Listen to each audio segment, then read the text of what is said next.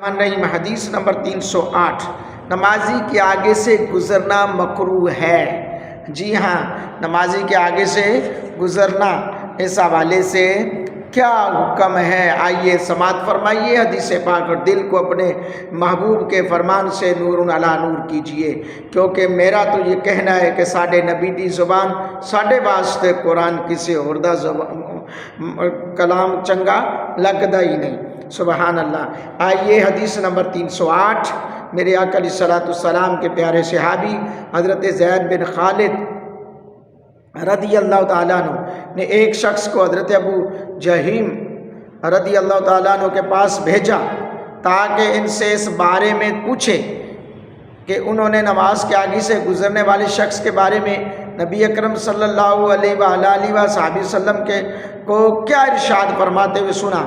حضرت ابو جہیم نے فرمایا، نبی اکرم صلی اللہ علیہ وآلہ وسلم نے ارشاد فرمایا ہے، اگر نمازی کے آگے سے گزرنے والے شخص کو پتہ چل جائے کہ اسے کتنا گناہ ہوگا تو وہ 40 تک ٹھہرنا اپنے لیے اس سے بہتر، زیادہ بہتر سمجھے گا کہ وہ نمازی کے آگے سے گزر جائے، یعنی 40 دن تک۔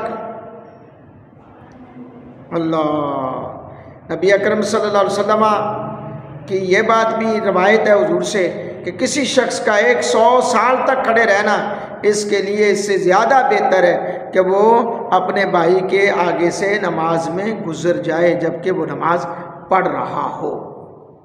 اللہ اکبر۔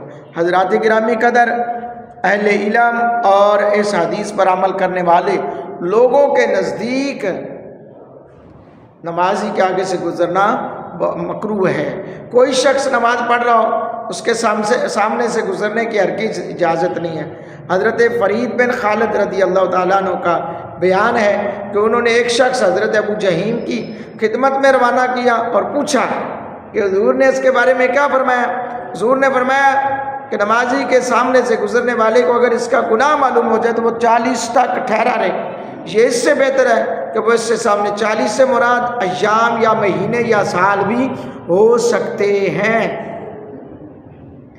اللہ اکبر۔ تو ایک حدیث میں تو 100 سال تک بھی ہے، تو لہٰذا میرے دوستو پہلی بات ہے ہم نمازیں جیسی پڑھتے ہیں یہ ہمیں پتہ ہے، اگر ہم نماز پڑھنے کے لیے جاتے ہیں 2-4 منٹ ویٹ کرنا پڑے تو ویٹ کر لیا کرو، کہیں ایسا نہ ہو کہ کسی کے نمازی کے آگے سے گزر کر بجائے نماز کا ثواب جو ملا ہے وہ بھی ثواب ہم اس کے کھاتے میں ڈال کر آ جائیں اور اپنا وہ ثواب جو ہے وہ ضائع کروا کے آ جائیں۔ لہٰذا احتیاط کیا کرو۔ اللہ پاک عمل کی توفیق عطا فرمائے، آمین۔